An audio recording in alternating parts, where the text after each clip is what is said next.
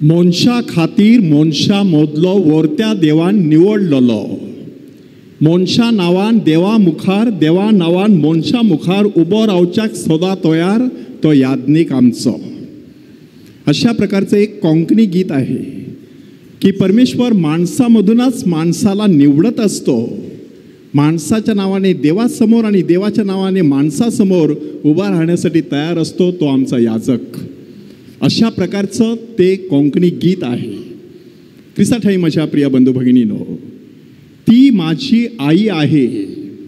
Pope Francis ह्याने आपल्या बालपणापासून आत्तापर्यंत त्यांना जे मरियेविषयीचे अनुभव आले ते अनुभव मुलाखतीच्या रूपामध्ये ह्या पुस्तकामध्ये आपल्यासाठी सादर केलेले आहे. आणि त्यातील एक अनुभव अत्यंत बोलका असा अनुभव आहे आणि तो अनुभव पान क्रमांक 135 वरती देण्यात आलेला आहे. पोप महोदय सांगतात की मी अर्जेंटिनामधील बॉयनोस आयरेस नावाच्या एका धर्मप्रांताचा आर्चबिशप होतो. त्या ठिकाणी एक श्राईन होता. त्या श्राईनचं नाव लुझान. आणि त्या ठिकाणी बऱ्याच लोकांची गर्दी जमायची. बरेच लोक पवित्र मरियेकडे प्रार्थना करण्यासाठी यायची. त्या परिसरामध्येच एक मुलगी अतिशय गंभीररित्या आजारी पडली. आजाराचं निदान काही कळेना. तिला हॉस्पिटलमध्ये दाखल करण्यात आलं. अधूनमधून तिला झटके येत राहायचे. तिचे आई वडील अतिशय गरीब म्हणून फार मोठ्या प्रमाणामध्ये उपचार तिच्यावरती होऊ शकत नव्हते.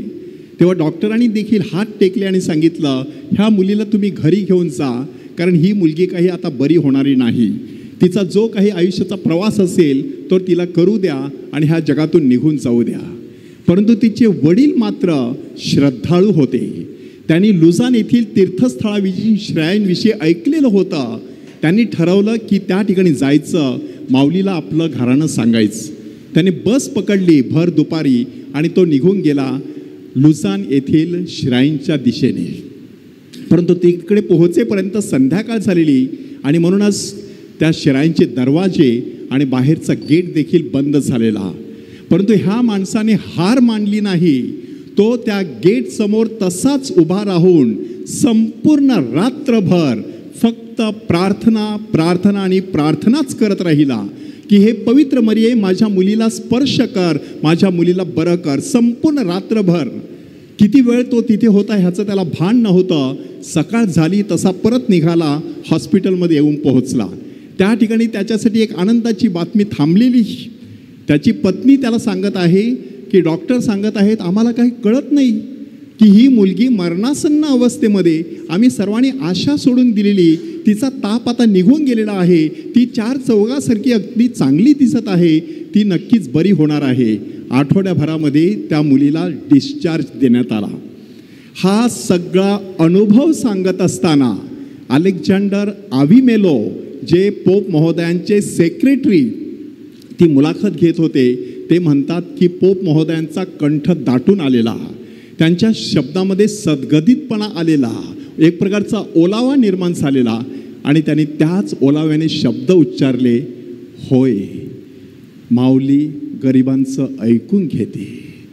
गरिबांची गाराणी तिच्या कानावरती पडायचा अवकाश ती गाराणी ती ऐकून घेत असते. पवित्र मरिया ही सगळ्या माणसांची मध्यस्थिनी आहे. ती फक्त काल परवा मध्यस्थिनी बनली नाही. प्रभू येशू ख्रिस्ताच्या काळापासून तिने मध्यस्थिनीची भूमिका चांगल्या प्रकारे बजावलेली आहे. पहिलंच उदाहरण आपण बघितलेलं आहे. काना येथे लग्नसमयी घरधण्याची अब्रू जाण्याची वेळ आलेली, माऊली त्या ठिकाणी मध्यस्थिनी म्हणून उभी राहते, त्या माणसाची अब्रू वाचवते. कालवारीच्या टेकडीवरती क्रुसाच्या पायथ्याशी उभी असलेली पवित्र मरिया नक्की ती कोणत्या अवस्थेमधून जात असेल? नुसती कुरकुर आणि तक्रार करत बसली असेल का? नुसतं आपलं दुःख कुरवाळत बसली असेल का? नुसतं शोक करत बसली असेल का? ज्या सगळ्या मानव जातीसाठी आपल्या पुत्राचं अतिमौल्यवान रक्त त्या ठिकाणी घळघळा वाहत होतं, त्या रक्ताचा एक थेंब सुद्धा फुकट जाऊ नये म्हणून पाप्यांचा आश्रय असलेली पवित्र मरिया त्या ठिकाणी पाप्यांसाठी मध्यस्थी करत होती. आणि माडीवरच्या खोलीत पवित्र आत्म्याच्या आगमनाआधी 10 दिवस आपल्या प्रेषितांसमवेत ती मध्यस्थीची प्रार्थना करत होती. आणि म्हणूनच प्रकटीकरणाच्या पुस्तकामध्ये अध्याय 12 अगदी सुरुवातीलाच तिचं वर्णन कसं करण्यात आलेलं आहे बघा, की स्वर्गात एक दृश्य दिसलं. सूर्य तेज पांघरलेली स्त्री, म्हणजे परमेश्वराच्या उपस्थितीमध्ये आणि सहवासामध्ये नाहून निघालेली, तेजाने तळपत असलेली अशा प्रकारची स्त्री दृष्टीस पडली. तिच्या पायाखाली चंद्र होता. चंद्र कुठे असतो? स्वर्ग आणि पृथ्वीच्या मध्ये असतो. माऊली कुठे आहे? स्वर्ग आणि पृथ्वीची राणी बनून मधल्यामध्ये मध्यस्थीची प्रार्थना करण्यासाठी सतत तत्पर असते, असं त्यामधून आपल्याला दाखवून देण्यात आलेलं आहे. पवित्र मरिया गेली 2000 वर्षे अखंडितपणे संपूर्ण मानवजातीसाठी मध्यस्थी करत आहे. परमेश्वराकडे आपणा सर्वांसाठी प्रार्थना करत आहे. आपल्यासाठी जणू काही भांडत आहे किंवा झगडत आहे. आत्तापर्यंत पवित्र मरियेने जेवढी दर्शनं दिलेली आहेत, 386 दर्शनं, त्यातील काही दर्शनं खूप प्रसिद्ध झालेली आहेत आणि त्या ठिकाणी लोकांच्या झुंडीच्या झुंडी जातात, पवित्र मरियेच्या मध्यस्थीचा अनुभव घेतात आणि बरे होऊन आपापल्या घरी परत जातात. 1251 साली कार्मेल डोंगरावरती एका तपस्वी धर्मगुरूंना, सायमन स्टॉक नावाच्या धर्मगुरूंना माऊलीने दर्शन दिलं, बेंतीन दिली आणि मानवाचं संरक्षण करण्याची हमी दिली. त्यानंतर 1531 साली मेक्सिको देशातील गावदालुपे ह्या ठिकाणी जुआन दिएगो नावाच्या तरुणाला पवित्र मरियेने दर्शन दिलं आणि त्या ठिकाणी आपली योजना त्याला प्रकट केली. 1858 साली फ्रान्समधील लूट्स ह्या ठिकाणी बर्नादेत नावाच्या एका गरीब मुलीला पवित्र मरियेने दर्शन दिलं. मी निष्कलंक गर्भसंभव आहे अशा प्रकारे तिथे जाहीर केलं. आणि दैवयोग असा आहे की 1854 साली पोप पायस 12 ह्यांनी पवित्र मरियेचा निष्कलंक गर्भसंभव ह्याची घोषणा केलेली होती आणि आता त्यावरती जणू काही शिक्कामोर्तब झालेला आहे माऊलीच्या दर्शनाद्वारे. 1917 साली मे महिन्यापासून ऑक्टोबर महिन्यापर्यंत प्रत्येक महिन्याच्या 13 तारखेला पवित्र मरियेने 3 मेंढपाळ मुलांना, फ्रान्सिस्को, जसिंटा, लुसी ह्या 3 मेंढपाळ मुलांना दर्शन दिलं आणि आपली योजना त्या ठिकाणी प्रकट केलेली आहे. पवित्र मरिया अशा प्रकारे जेव्हा दर्शनं देते तेव्हा तिचा नक्की काय हेतू असतो? धर्मपंडितांनी 5 हेतू आपल्यासमोर सादर केलेले आहेत. त्यातील पहिला हेतू आहे की आपली जी कॅथलिक अस्मिता आहे ती अस्मिता आपल्याला जोपासून ठेवायची आहे. कॅथलिक अस्मिता म्हटल्यानंतर कॅथलिक श्रद्धा 3 स्तंभावरती उभी असते. सेक्रेड स्क्रिप्चर, सेक्रेड ट्रेडिशन आणि सेक्रेड मॅजिस्टेरियम अशा प्रकारचे शब्द त्यासाठी वापरले जातात. सेक्रेड स्क्रिप्चर म्हणजे पवित्र शास्त्र आपलं बायबल. सेक्रेड ट्रेडिशन म्हणजे पवित्र परंपरा, गेली 2000 वर्षांची परंपरा ख्रिस्त सभेला लाभलेली आहे. त्या परंपरेमध्ये जे काही शिकवण्यात आलेलं आहे ते ख्रिस्त सभा पुढे सुरू ठेवते. आणि सेक्रेड मॅजिस्टेरियम, मॅजिस्ट्रा म्हणजे शिक्षिका, मॅजिस्टेरियन म्हणजे शिकवण. पोप महोदयांच्या लिखाणातून ही ख्रिस्त सभेची शिकवण आपल्याला दिली जाते. आपले प्रोटेस्टंट बंधू बऱ्याच वेळेला आपल्याला हिणवत असतात आणि सांगत असतात तुम्ही पवित्र मरियेची पूजा करता. त्याचं कारण असं आहे त्यांच्याकडे फक्त बायबल आहे, ते परंपरा मानत नाहीत, ते ख्रिस्त सभेची अधिकृत शिकवण, पोप महोदयांची शिकवण मानत नाहीत, म्हणून त्यांना पवित्र मरियेचं महात्म्य बऱ्याच वेळेला समजत नाही. माऊली वेळोवेळी दर्शनं देऊन ही आपली जी कॅथलिक अस्मिता आहे ती कॅथलिक अस्मिता अधोरेखित करत असते, अंडरलाईन करत असते. दुसरा हेतू आहे प्रभू येशू ख्रिस्ताचा संदेश द्यायचा की पश्चाताप करा, प्रायश्चित्त करा, त्याग करा. येशूने हे सगळं सांगितलेलं आहे. माऊली सातत्याने त्याची आपल्याला आठवण करून देत असते. मग त्याच्यासाठी एखादा देवदूत आला तर, त्याच्यासाठी एखादा शुभवर्तमानकार किंवा प्रेषित आला तर चालणार नाही का? तेवढं पुरेसं नाही का? त्याच्यासाठी माऊलीने कशाला दर्शन द्यायला पाहिजे? धर्मपंडितांनी त्याचं उत्तर किती सुंदर दिलेलं आहे बघा, की माऊली ही नुसतं देवदूतासारखी नाही, ती देवदूतांपेक्षा श्रेष्ठ आहे. देवदूतांची सुद्धा राणी आहे, दूतांची राणी आणि संतांची राणी अशा प्रकारची भूमिका तिला बजावायची आहे. ती माता आहे आणि राणी आहे. माता म्हणून तिला आपली काळजी आहे, राणी म्हणून तिने आपल्याला काही नियमावली शिकवलेली आहे. म्हणून बऱ्याच वेळेला माऊलीचं कोणतं चित्र आपल्याला दिसत असतं? राजासनावर बसलेली आहे, डोक्यावर राजमुकुट आहे, हातामध्ये राजदंड आहे, भरजरी वस्त्रे तिने पांघरलेली आहेत. एक राणी आहे, एक अधिकार आहे, नुसती भावनाशीलता नाही, अधिकाराने पवित्र मरिया काही गोष्टी आपल्याला सांगत असते. तिसरा हेतू आहे श्रद्धा बळकट करण्यासाठी. बऱ्याच वेळेला आपल्या मध्ये काही प्रश्न निर्माण होत असतात. खरोखर चमत्कार शक्य आहेत का? अशा प्रकारचा प्रश्न पेद्रो अरुपे ह्यांच्या मनामध्ये निर्माण झाला. त्यावेळेला ते मेडिकल सायन्समध्ये मेडिसिनचा अभ्यास करत होते आणि मग एक चमू त्या ठिकाणी लूट्स ह्या ठिकाणी पाठवण्यात आला आणि पेद्रो अरुपे वयाच्या 20व्या वर्षी लूट्स ह्या ठिकाणी माऊलीच्या मध्यस्थीचा असा अनुभव घेतात की मेडिसिन बाजूला ठेवतात आणि सेमिनरीमध्ये दाखल होतात. कालांतराने जेजुईट संघाचे सुपिरियर जनरल होतात. तुम्ही विचार करा, एखाद्या व्यक्तीची श्रद्धा केवढी मजबूत बनू शकते आणि त्या श्रद्धेला किती सुंदर असा सुगंध संपूर्ण जगात पसरेल असा येऊ लागतो. त्याचं हे बोलकं उदाहरण आहे. चौथा हेतू आहे ईश्वरी योजना प्रकट करणं. माऊलीची देखील योजना असते, ह्या ठिकाणी माझं चर्च झालं पाहिजे, ह्या ठिकाणी अशा अशा गोष्टी झाल्या पाहिजेत आणि तशा गोष्टीनंतर झालेल्या आहेत. जुआन दिएगो यांना तिने सांगितलं की ह्या ठिकाणी चर्च बांधायचं आहे. मोठा चमत्कार त्या ठिकाणी घडवून दाखवला. आज त्या जुआन दिएगोच्या अंगावरचा जो झगा किंवा अंगरखा होता त्याला त्यांच्या भाषेमध्ये टिल्मा बोलतात. तो अजूनही 400 वर्षे झाली अजूनही मेक्सिकोच्या गावदालुपे ह्या गावामध्ये टांगलेला आपल्याला दाखवण्यात येत असतो. म्हणजे अशा प्रकारे पवित्र मरिया ईश्वरी योजना प्रकट करण्यासाठी दर्शन देत असते. आणि मग 5वा हेतू आहे माणसामध्ये आशा उत्पन्न करणं, माणसाला आरोग्य देणं. माणूस बऱ्याच वेळेला आजारामुळे, अपघातामुळे, अपयशामुळे, इतर काही गोष्टीमुळे, अपमानामुळे खचून जात असतो. त्यांची ही आशा नष्ट होऊ नये म्हणून त्यांच्यामध्ये पुन्हा एकदा आशेची ज्योत धगधगती करण्यासाठी माऊली अधूनमधून माणसांना दर्शन देत असते. गॅब्रियल गारागाम नावाचा माणूस रेल्वे कंपनीमध्ये कामाला होता. एके दिवशी 2 रेल्वे गाडींची टक्कर झाली. त्यावेळेला तो मधल्या डब्यामध्ये बसलेला बाहेर फेकण्यात आला आणि कमरेपासून खालपर्यंत संपूर्णपणे लुळा झाला.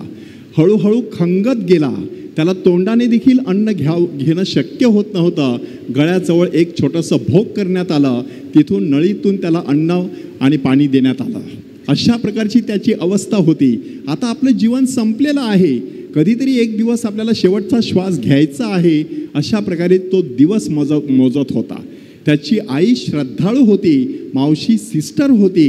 दोघींनी त्याला सांगितलं की जाऊन लूट्स शहरी पवित्र मरियेचं दर्शन घे, माऊली तुला स्पर्श करील. त्याने बरीच वर्षे त्याच्याकडे कानाडोळा केला. एक दिवस त्याच्या मनामध्ये सहज विचार आला, प्रयत्न करून बघायला काय हरकत आहे. आणि गॅब्रियल गारागाम ह्याला स्ट्रेचरवर घालून त्या ठिकाणी नेण्यात आलं. पवित्र पाणी त्याच्यावरती शिंपडण्यात आलं. त्यावेळेला तो निश्चित पडला. सगळ्यांना वाटलं आता तो मरण्याच्या दिशेने वाटचाल करत आहे. तेच स्ट्रेचर उचलून ज्या हॉटेलमध्ये ते उतरले होते त्या ठिकाणी नेण्यात आलं. नेलं जात असताना त्या ठिकाणी धर्मगुरू हातामध्ये साक्रामेंत घेऊन आलेले. त्यांनी त्या मुलाला आशीर्वाद देता बरोबर तो मुलगा हालचाल करू लागला, उठून बसला. त्याने आपल्या गळ्याभोवती असलेली ती नळी काढून बाजूला ठेवली, खाली उतरला, स्वतःच्या पायावरती उभा राहिला, बोलू लागला. हे सगळं बघितल्यानंतर सगळ्यांना आश्चर्य वाटलं.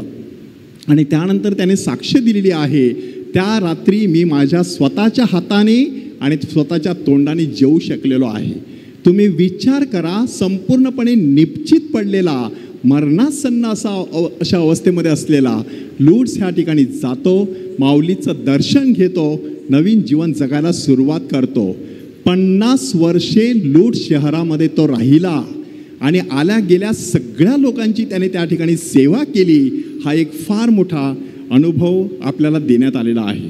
म्हणून माऊली ज्यावेळेला दर्शन देत असते तेव्हा अशा प्रकारचे बरेचसे हेतू ती सफल करत असते. ख्रिस्त सभेमध्ये माऊलीचं जे स्थान आहे त्याच्यासाठी 3 लॅटिन शब्द वापरले जात असतात की को रिडेम्प्ट्रिक्स म्हणजे सह उद्धारिका.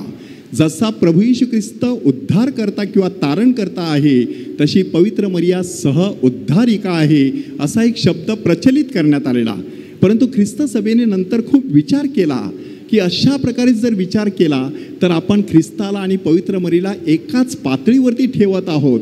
ख्रिस्त तर साक्षात परमेश्वर आहे, पवित्र मरिया त्या देवाची माता आहे. म्हणून ती सह उद्धारिका नसून डिस्पेन्सर ऑफ ग्रेसेस म्हणजे कृपेची वाटप करणारी. हे शब्द आपण नित्यसहायक मातेच्या नोवेनामध्ये बोलत असतो की तू कृपेची वाटप करतेस. कृपेचे वाटप पवित्र मरियेद्वारे केलं जात असतं. हे तिच्या ख्रिस्त सभेतील स्थान आहे. दुसरा शब्द तिच्यासाठी वापरला जातो ॲडव्होकाटा. ॲडव्होकाटा म्हणजे ॲडव्होकेट किंवा कैवारिणी. कैवारिणी म्हणजे बाजू घेणारी. पवित्र मरिया आपली बाजू घेत असते.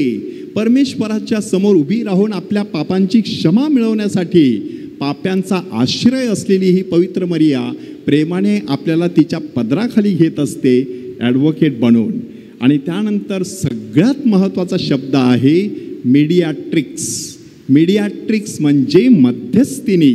येशू हा एकमेव मध्यस्थ आहे असं 1 तिमोथी अध्याय 2 वचन 5 ते 6 मध्ये सांगण्यात आलेलं आहे.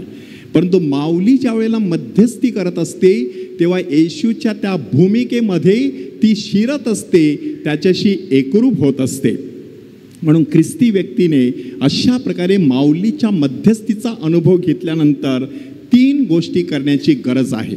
पहिली गोष्ट म्हणजे प्रामाणिकपणे परमेश्वराचा शोध सातत्याने घेत राहिलं पाहिजे. माणूस बऱ्याच वेळेला परमेश्वराचा शोध घेत नाही.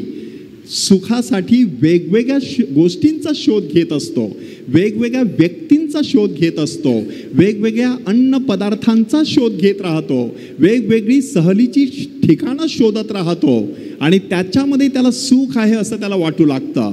परंतु प्रामाणिकपणे परमेश्वराचा जी व्यक्ती शोध घेत राहते त्या व्यक्तीला माऊली कधीच निराश करणार नाही. ही काळ्या दगडावरची रेघ आहे. त्यानंतर दुसरी गोष्ट, देवाशी आणि पवित्र मरियेशी एकरूप व्हायचं. बऱ्याच वेळेला आपण एकरूप होत नाही. साधं उदाहरण आपल्या उपासनेमधलं बघा. मिस्सामध्ये किती वेळ आपलं लक्ष मिस्साकडे लागलेलं असतं, मिस्साच्या प्रार्थनेकडे लागलेलं असतं, मिस्सामधील गायनांकडे लागलेलं असतं. तपासून पाहायचं. मोबाईल बघत असताना मात्र तन मन धन एकवटून जणू काही आपण त्याच्यामध्ये शिरत असतो. तेवढं परमेश्वराशी आपल्याला एकरूप होता आलं पाहिजे. आणि तिसरी महत्त्वाची गोष्ट, एकदा आपल्याला हा परमेश्वराचा अनुभव आला की आपण तो इतरांना यावा ह्यासाठी धडपडत राहणं गरजेचं आहे. आजच्या दिवशी आपण स्वतःला हे 3 प्रश्न विचारूया की पवित्र मरियेच्या प्रभावी मध्यस्थीचा व्यक्तिशः अनुभव मला कधी आलेला आहे का? की माझ्या जीवनामध्ये एखादी अडचण होती, माऊलीकडे मी विनंती केली आणि माऊलीने ती अडचण सोडवलेली आहे. माऊली आली, ती कायमची राहिली. प्रसंग आला, तो निघून गेला. एक वेगळंच नातं प्रस्थापित झालं. दुसरा प्रश्न आपण स्वतःला विचारायचा आहे, मी केवळ स्वतःसाठी विनंती करतो की इतरांसाठी मध्यस्थी करतो? हा महत्त्वाचा फरक आहे.